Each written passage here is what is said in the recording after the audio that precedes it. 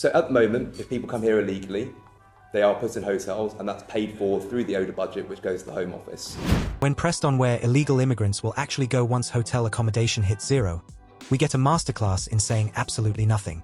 It's not my department, ask someone else. But trust me, the numbers are definitely going down to 0% somehow. Classic Westminster waffle. Make bold promises, dodge specifics, then get tetchy when scrutinized. Because apparently asking where people will sleep is just creating sound bites. How dare we expect actual answers about housing human beings? Clearly they're being far too unreasonable. Watch the video, and before you start, if you haven't yet, hit like, subscribe, and click the bell icon to stay updated and drop your thoughts below. Let's hold the government accountable. David Reed. Thank you, Chair, and thank you for being with us today. So, you had 14 years in opposition, you've been in post for a year now.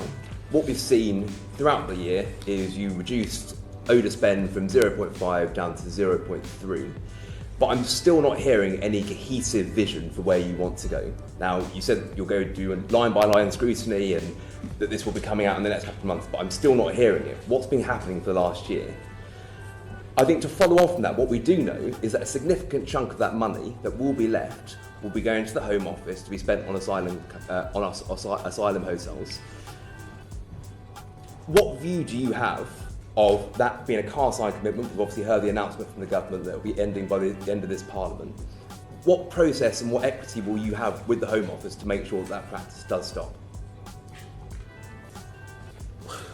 Well, I've got to refute your first question in terms of what we've been doing over the last year. 15 million children this year have been immunised. We've just pledged 1.25 billion to Gavi. On women's and girls and on women's rights, over 100 countries have been channelling 56 million. Foreign Secretary, look, we've been over all of those figures. On climate and nature. I've spoken to the Minister responsible as well, people, and there is no cohesive vision. You gave the impression that nothing was happening this year in your question. I'm not saying that, I'm saying there is no vision. Well, I've set out the vision. We haven't heard it. Well, I haven't heard it from the previous Minister either. Well, I listened to Baroness Chapman, and I think she did give a strong vision. She said that we are moving from donor to investor. We will be investing in the technical skills that countries say that they want from us. For example, when I was with President Ruto a few weeks ago, he was thanking us for the work that we've done to encourage better trade between countries in Africa, and he thinks there's more that we can do. We are not departing from obligations on health, and clearly Britain's a leader on health. Here's the nub of the problem. Can you That's understand? a vision. Can you understand how difficult that is to communicate to the UK public about how their taxpayers' money is being spent? Well, you'll appreciate that sadly, when you look at public attitude to development, it has not been in a brilliant place. That's not under this government, that's under the last government. This is the point I'm making, Foreign Secretary, that you've had a year to come up with this vision. You had 14 years in opposition to come up with this vision. All we've seen is a reduction, and going to the question now around asylum hotels, a large chunk of what is left is going to the Home Office. Well, you know that we inherited a situation that we did not support, where a lion's share of development spend was being spent in country.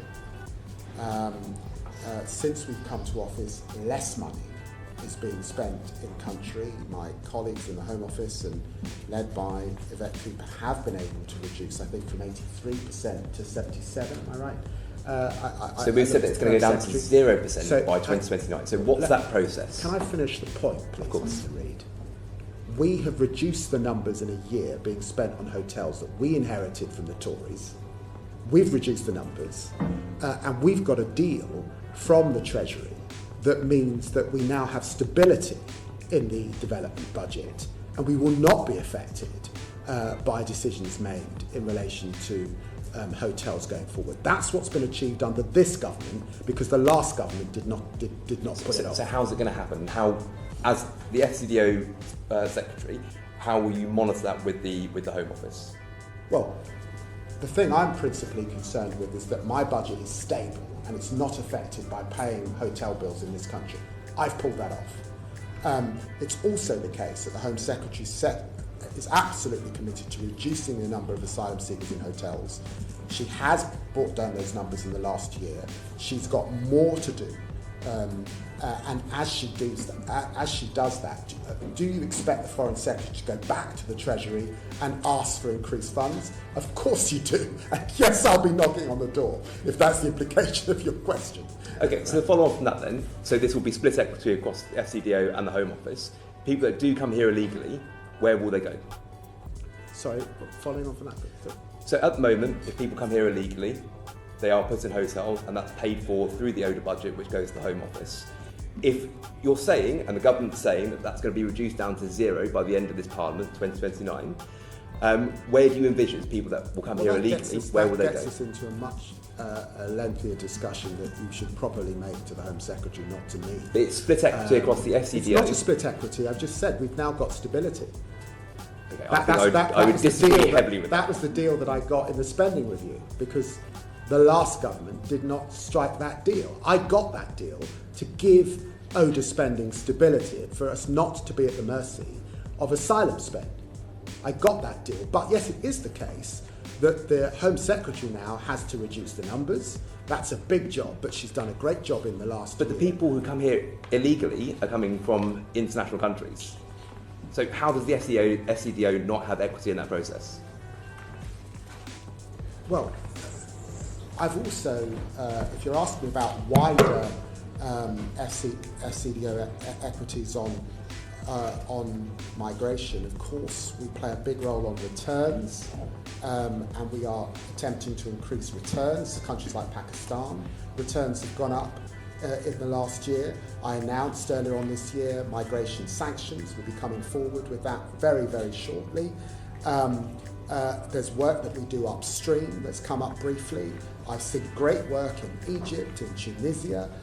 When I talk about economic development and the work we can do so people are prepared to stay in country, that's an important role that our diplomats and development experts play in my department. So there's a lot that we contribute to this agenda to bring down the numbers. Yes. Okay, and so final question on that. So the number will go down to 0% in asylum hotels, and the approach that you just laid out will make sure that no one comes here illegally anymore and that no one will be housed here. Is that your points? So purely on return deals and working upstream, that's going to be enough?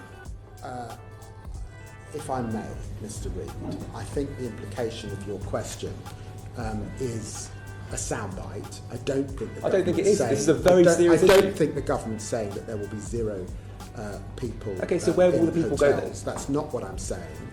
But you know as well as I do that we have brought the numbers down in the last year. You know that the last government left a bloating bill that was rising. You know our commitments to deal with irregular migration. You know the responsibilities that my department has in relation to returns, in relation to work upstream. I announced migration sanctions and I've brought stability to the department. I think I've done a good job in the last year. There is more to do, and that will be led from the Home Office. And I'm sorry that you're feeling a bit raw about the last government's record. No. I would be if I were you as well. Foreign Secretary, If I can just reconfirm that our role is to scrutinise ODA, and I think we're drifting slightly off ODA. Any more questions? It's a big ODA spend, so I think it's very fair to ask these questions. And it's fair for me to be robust in reply. Any more? No. Alice and then Ron. Application, I think we all recognise we were left with a pretty terrible legacy in the backlog in the hotel, so I do recognise the costs are coming down. One thing I haven't been quite clear on now that the FCDO has moved to the spender of last resort is if the numbers come down and the spend on asylum comes down faster than expected, does that money definitely come back to the ODA budget? Like what's the agreement on that with the Home Office? It doesn't automatically come back to us.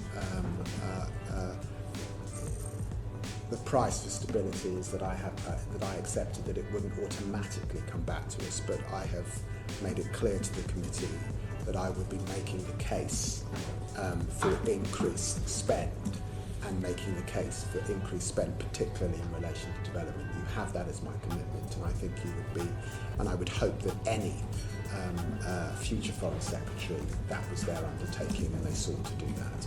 And you heard from the Prime Minister when we made the change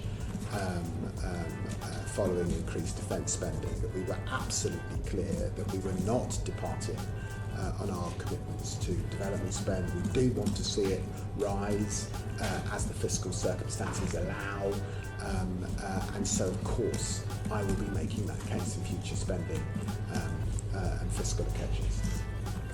Monica? Foreign Secretary, on what you've just said,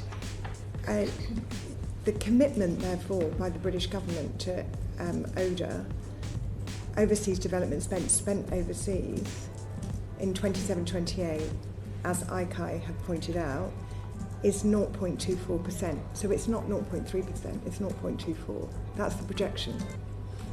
I saw this yesterday and I just don't recognise those numbers.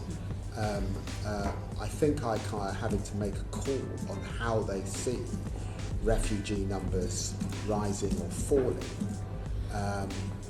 What I'm going on is that the Home Secretary has brought those numbers down in the last year. I recognise there's more to do, but I'm standing by my colleague and her commitment to reduce the amount of asylum seekers in hotels. Monica, thank you. Don't forget to like this video if you're tired of politicians treating Parliament like amateur hour. Subscribe and click the bell icon for more accountability breakdowns, and drop your thoughts below.